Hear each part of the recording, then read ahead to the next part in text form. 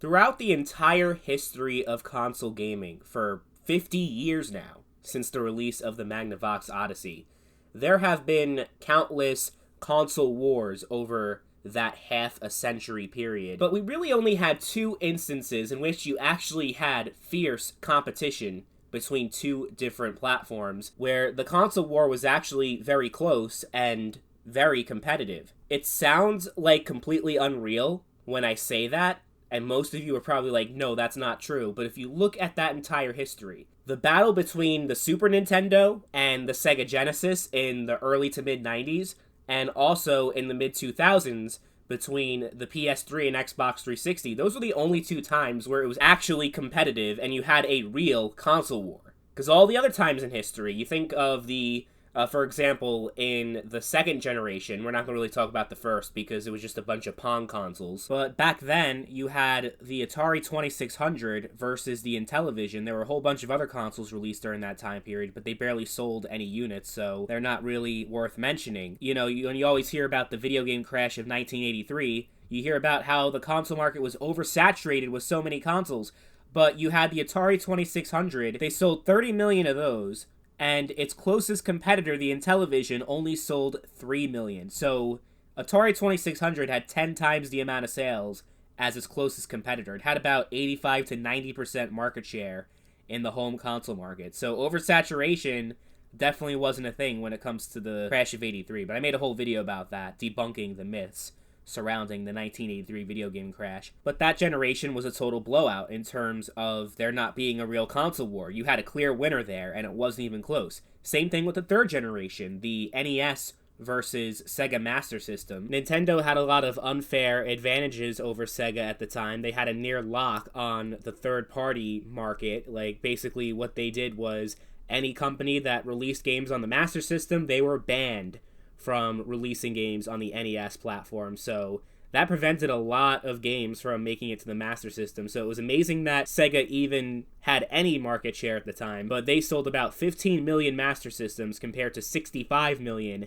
NESs. And then everything changed in the fourth generation when Sega released the Genesis, or Mega Drive, depending on where you live, it was called a different thing. But the Genesis had a few things going for it. First of all, the game library was vastly superior to that of the Master System. Killer apps like Sonic the Hedgehog, I mean, that was the real thing that got people into the Genesis. And Streets of Rage, you had Alter Beast, Shinobi, and much better third-party support, much stronger than the Master System by far. And, you know, it helped because they had a 2-year head start over Nintendo with the SNES, because the SNES didn't come out until 91. Genesis came out in 89, and at the time, it was just like the technological power of the Genesis was very, very impressive. Of course, you had the classic ad campaign from Sega, Genesis does what Nintendo don't, and you actually had like a real competition for the very first time in the home console market. There was viable competition. There were about 50 million Super Nintendo sold compared to 30 million Sega Genesis consoles. So while the Genesis didn't really technically come close to the total hardware sales of the Super Nintendo, it was still, considering how Nintendo went from having a near monopoly to only having like 60% market share and Sega had about 40%. There were other consoles at the time, but they didn't really matter, like the 3DO and the TurboGrafx 16 and a whole bunch of other consoles that really didn't have a significant market share, even if you put them all together. So it was Sega versus Nintendo, and everyone else was kind of just in the background. But you had great library of games on both platforms. I mentioned a bunch of them already on the Genesis.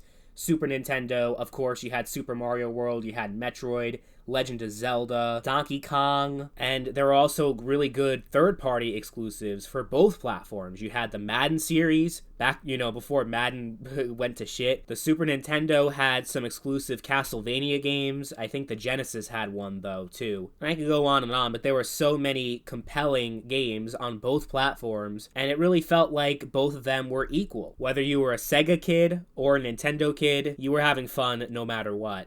And there are a lot of kids that, if you had a Super Nintendo, you wanted a Genesis. If you had a Genesis, you wanted a Super Nintendo.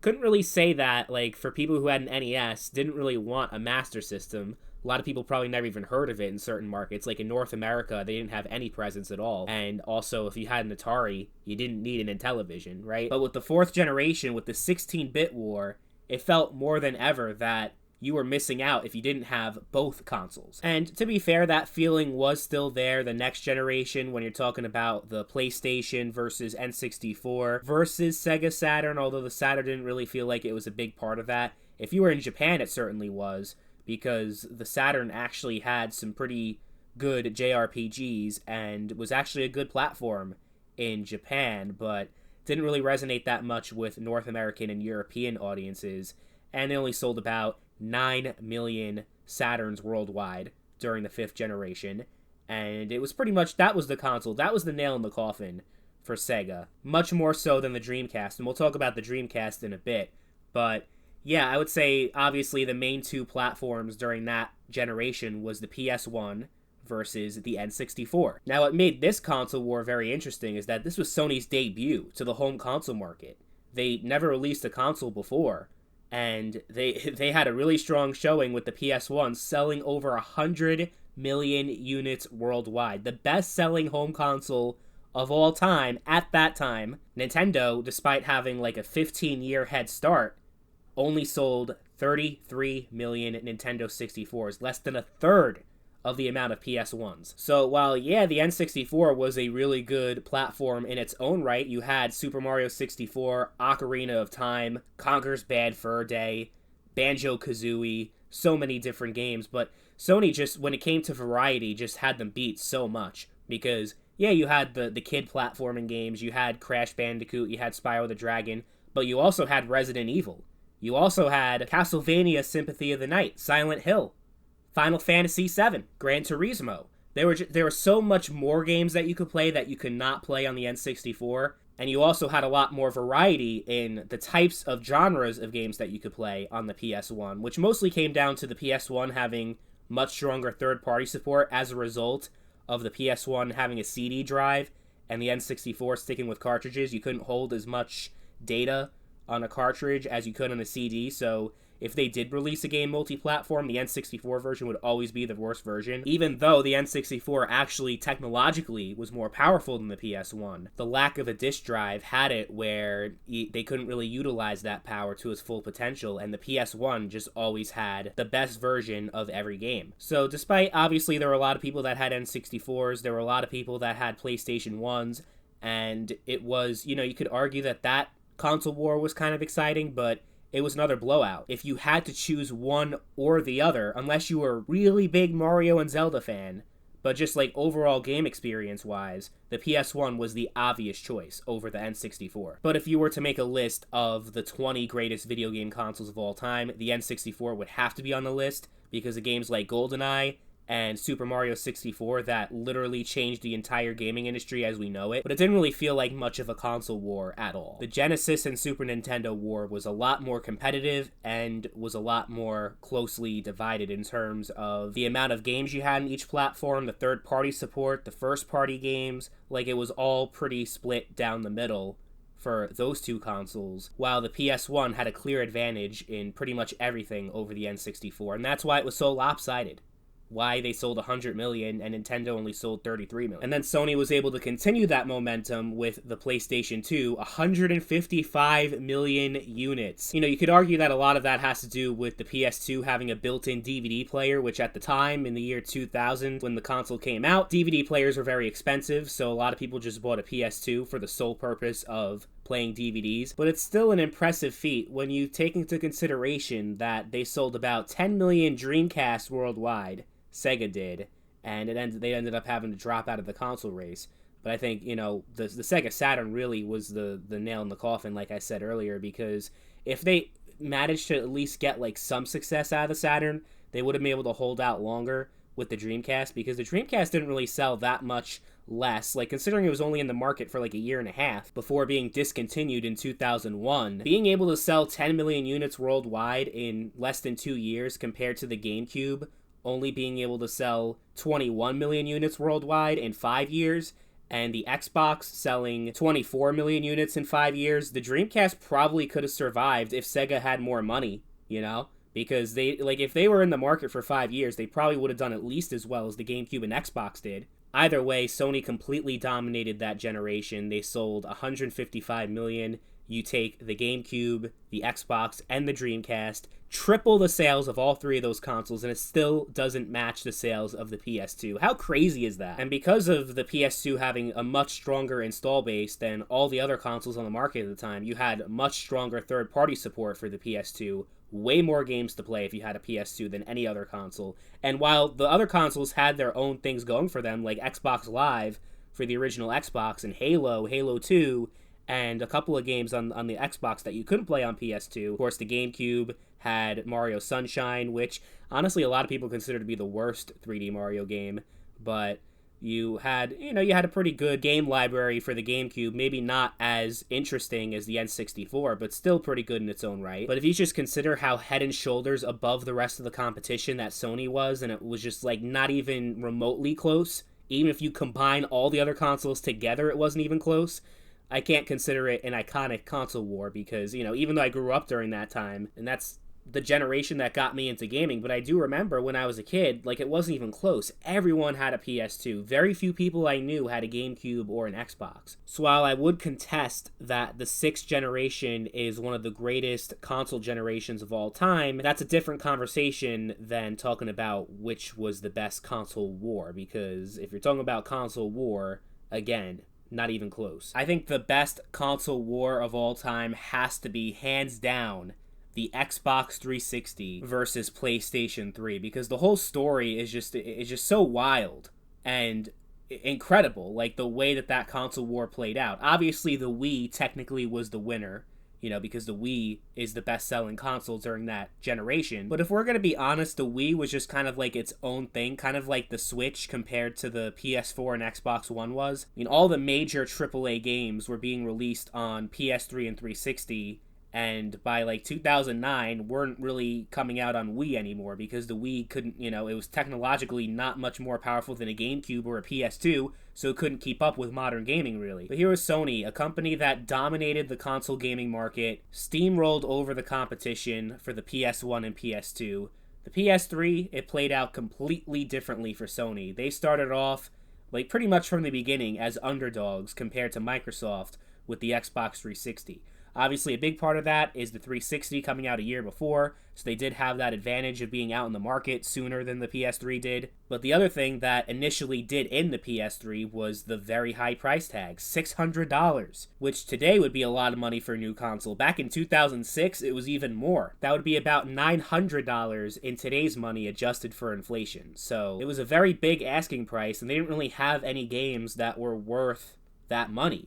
There were very few games. The amount of first-party games and even third-party games were very sparse on the PS3 during the first couple of years of its life cycle, I'd say from 2006 to 2008. And another part of that would be just how insanely complicated it was to develop games for the PS3 compared to the 360, to the point where pretty much every AAA multi-platform game ran and played much better on the 360 than PlayStation 3. And that held throughout the entire generation. Remember in 2011 how awful the PS3 version was for Skyrim compared to the Xbox 360? It wasn't even close. But to Sony's credit, they persevered. They stuck with the PS3 despite all the financial losses they were taking at the time, and despite lack of third-party support during the initial run of the PS3, Sony more than made up for it with its first-party lineup. The best first-party exclusives that Sony has ever had was on the PS3.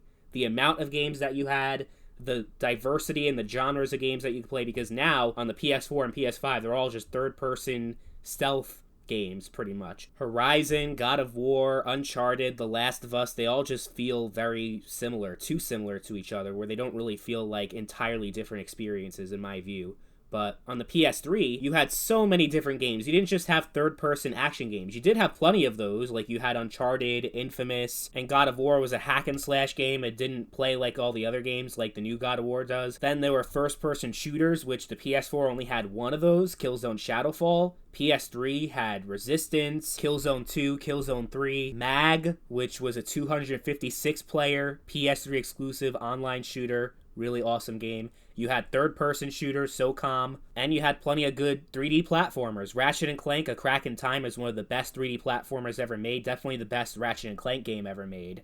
And you also had Little Big Planet, which was its own unique thing, something you'd never seen before, where you can like create your own levels, and it was like this whole thing. It was really one of the most unique gaming experiences that I've ever had in my life. Awesome shit right there. Mod Nation Racers, very similar, except it's like a kart racing game, but similar with the level creation system.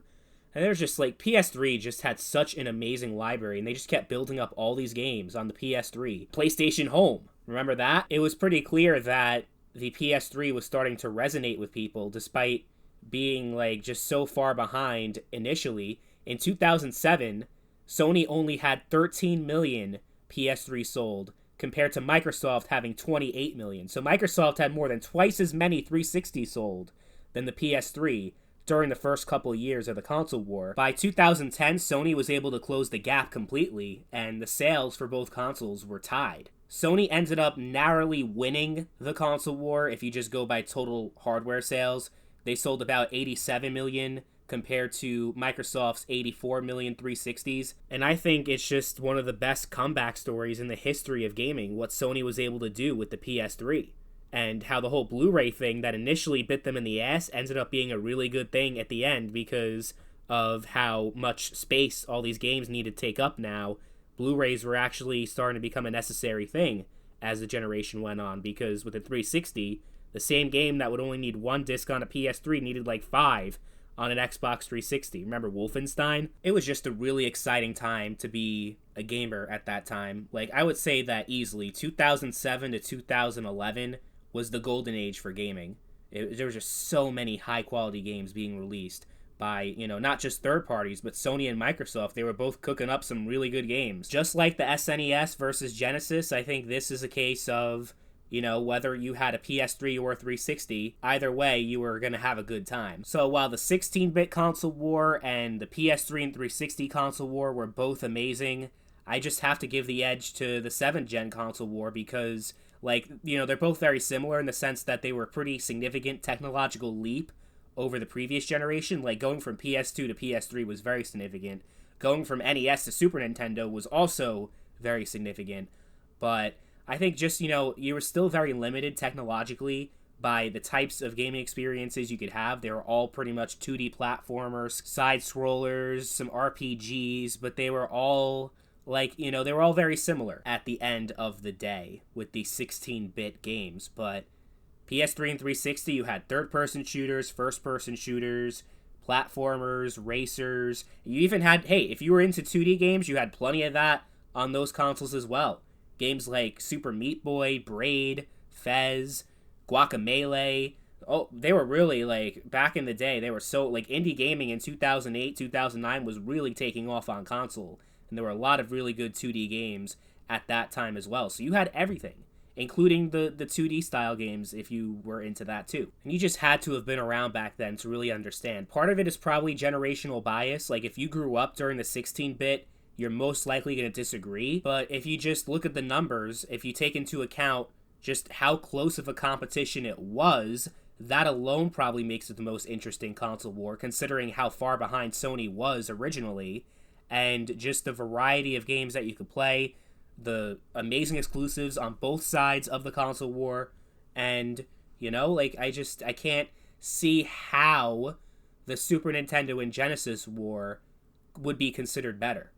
I just don't. And that's especially true if you include the Wii in there, because yes, technically the Wii was competition and was a part of that console war. Mario Galaxy, Zelda Skyward Sword, Kirby had some really good games over there too. Mario Kart Wii is one of the greatest racing games of all time. Red Steel 2. There were so many great games on the Wii also that are worth mentioning. Like, if you put all the three platforms together, it blows the 4th generation out of the water, but I think even if you don't include the Wii in the conversation, it still does. It was just a much more interesting time to be a gamer, and with the technology, with the rise of online gaming, which did exist in the 6th generation, but it was much more robust and more accessible to more people.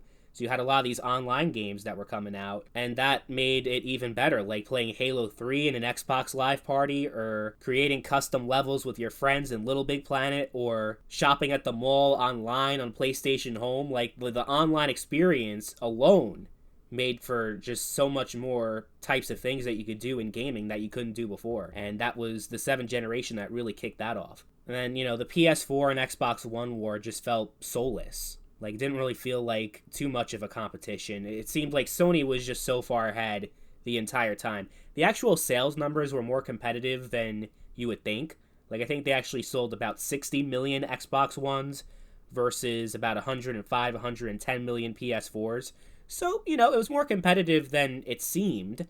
But still, like, if you directly compare the two platforms, if you compare third-party support, which was pretty much identical on both platforms, but exclusives, Sony, it was completely lopsided in Sony's favor by far. Xbox didn't have any during that generation. 360 definitely was a much better platform than Xbox One. And then, of course, Sony, because they knew they were so far ahead of the game, they could do whatever they want, so they started to charge for online multiplayer, which was free on the PS3. Then they charged $60 a year. Now I think it's like $80 a year.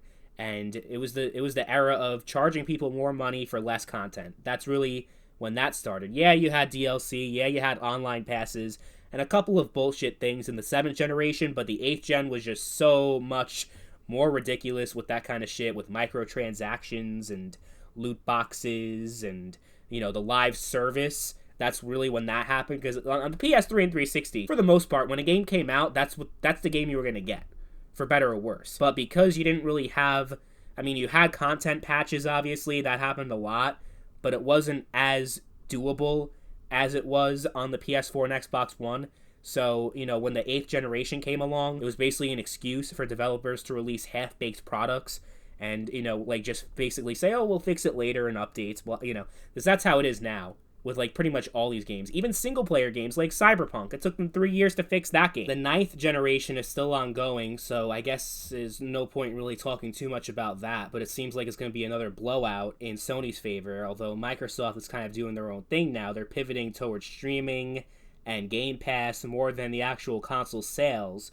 They're not really interested in that anymore, so I don't know how you would even categorize that. And when the Switch 2 comes out next year, is it going to be the 9th generation or the 10th generation? I'm not even sure, because the way they count the generations when Nintendo console comes out, they don't even know how to classify it, because the Switch is technically 8th gen, but so is the Wii U. I don't even know anymore what's up with that, but yeah, I think, when you look at all the console generations, and we look through all of them in this video, 7th gen was clearly the best one and the most interesting, exciting one, because, the 360 was obviously an amazing platform and one of the greatest video game consoles of all time.